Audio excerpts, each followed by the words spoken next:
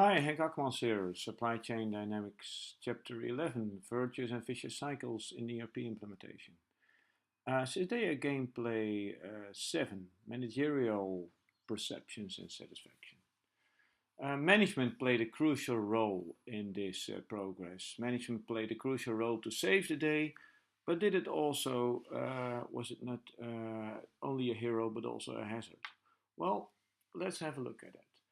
It is true that initially management both had a very unrealistic perception of how quickly this job could be done. It assumed that the initial target duration was 2, whereas it more likely was that it should take 10 months. And initially most of at least the functional managers were not all satisfied with the very fact that we did this, leave alone the progress. What if that would have been different? Because it could be that we had some self-fulfilling perceptions here. So because management isn't satisfied, it actually gets what it expects. We can play with that, of course. We have initial satisfaction here that's set at a 5 on a 10-point scale. That is not that good. So let's say that they were really satisfied from the beginning with that we were going to do this. Well, you see, satisfaction starts higher, and as a result of this, the effect on willingness to collaborate so the managers supporting their employees to work on this is greater. As a result of this, current willingness is greater and willingness to collaborate is greater. That has effects on collaboration intensity. It also has an effect, by the way, on competence. So, but that's a really small effect in the early stages, but it certainly has an effect on collaboration intensity, and so also on communication quality, and so also on the progress rate, and so also on the overall progress rate.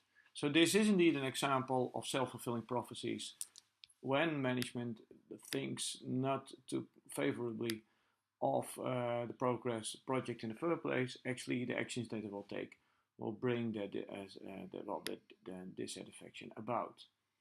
A different story is target completion rate over here. Suppose that management would, from the beginning, have a correct perception that this was difficult to do in such a new company. What would have happened? Well, of course, we would have had the base duration constant, and also the target progress rate much more realistic, 10 business processes mapped rather than 40 or 20 or whatever.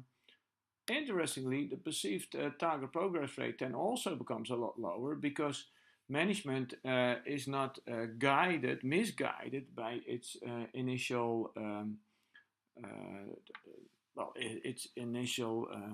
mistaken assumption about the ease of this. This is a nice example of anchor and adjustment from chapter 3. So when the anchor is more correct, you have fewer adjustments to do.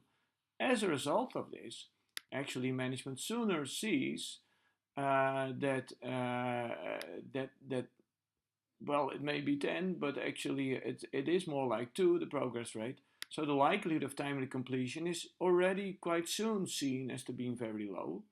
And as a result of that, management intervenes sooner. Much sooner indeed. And that does help the overall progress.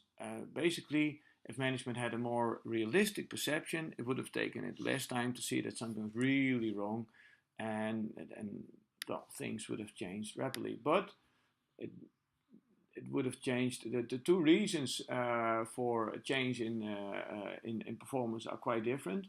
With satisfaction, actually, it brings the desired behavior about from the employees. With more realistic target durations, it leads to a sooner realization by management that the deadlines won't be met without extra measures, and so an intervention takes place sooner. The combined effect, we can certainly have a look at that. We have a satisfaction of 9, and we have a initial target duration of 10. Yeah, that would have been even better because then you get more collaboration from the beginning, and you have a sooner response from management that something has to happen.